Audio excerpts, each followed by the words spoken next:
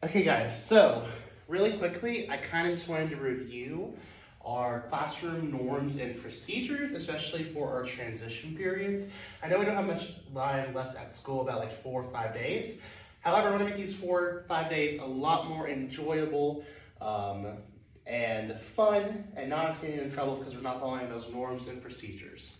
So this is going to be a quick review, just kind of going over how we're expected to behave, how transitions work, and all that jazz that you guys should know, but we're just kind of reviewing to make sure it is clear. So, first things first, at the beginning of class, we will always have the bell ringer posted.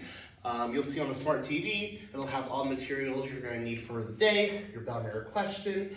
It'll have the success criteria, your learning intentions, and your agenda, so what we're going to be doing that day. All that will be posted up here for you to be able to see. While I'm doing attendance and getting all that done, there's no need to ask me any questions while we are doing the bell ringer part. That should be like 5 minutes of no asking Mr. Robin any questions. If you want to know what we're doing that day, you can easily just, again, look at the board. There will be the agenda part up here. So that 5 minutes, while I'm doing attendance and you're doing the bell ringer, no questions should really be answered or asked.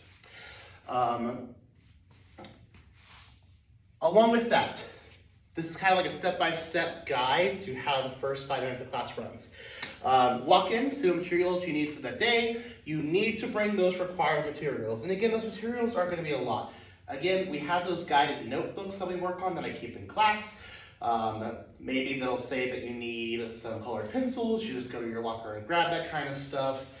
Any materials like that will again be posted on the board, and I'll show you what that looks like in a second. Sit in your assigned seat. That is also a requirement. You need to sit in your assigned seat. Every class has assigned seats. So again, you gotta sit in your assigned spot. Third, begin working on your bell ringer and get out any homework. We don't usually do a lot of homework in this class. I'm not a really big fan of homework. However, in the event that we ever do have homework, this is the time that you'll get it out and get ready for me to collect it, because I do collect homework at the beginning of every period if we have it. Lastly, when I call you during attendance, just say here. Don't make anything like theatrical out of it, just say here. The quicker we get through attendance, the quicker we can begin our actual lesson and you have more time to work and that kind of stuff. So, this is what a bell ringer first page would look like when you come in. You'll see the first part up here has your bell ringer question. For example, on this day, the question was, why was Florence the heart of the Renaissance? You would just write that down in your notebook and answer that. Your materials needed. So you need your pencils and you need your notebooks. Again, notebooks are kept in here, so you just go grab those. And you just gotta have a pencil on you at all times. You need something to write with when you're at school. Your learning targets are gonna be up here, success criteria, and your agenda.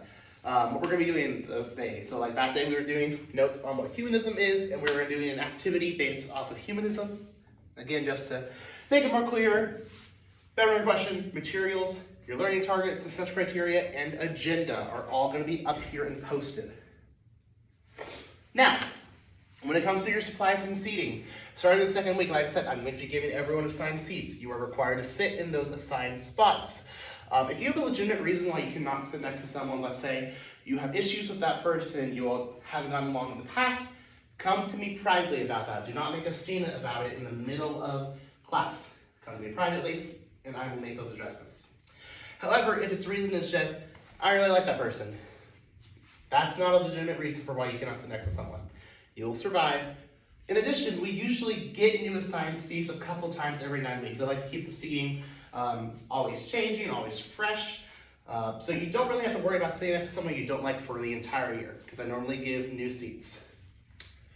Like I said, you've been given supplies already. I have supplies that you can use if you don't have any. However, these must be given back to me by the end of the period. My supplies and desk must be respected. If you are breaking my supplies, I will not give you my supplies. In addition to that, my desk area right here is off limits. There's no reason why anyone should be back in this space right here. This is my work area. I don't go and invade your work area. There's also a lot of private and sensitive stuff over here on my screens that you shouldn't be seeing. So again, I don't touch your personal stuff. Don't touch my personal stuff. It's just a mutual respect thing. So, Routines for when we're taking notes. So we do take notes, not all the time, but we do take notes pretty often in this class. And we want to make sure that we are doing it consistently and we have a routine that we can follow. So I use something called CHAMPS. It's this acronym for basically what you should be doing when you're doing this behavior. So when you're looking at this poster, and I have those posters posted back there on those two back walls right there. So conversation, when we're taking notes, you should be at a voice level 0, no talking. There's no reason to be talking while we are doing notes unless you have a question and I call on you. That's the only real reason why you should be talking while we're doing notes. If you need any help, raise your hand at the end of each slide to ask a question for clarification. Normally, I'm going to answer whatever question you might have at the end of the slide. So again, wait till the end of the slideshow, raise your hand for any questions, and then I will answer them. If you need to use the bathroom, locker, nurse, etc., wait until the end of notes. Again, we don't do notes all the time, and when we do notes, they're only about 15 to 20 minutes at most.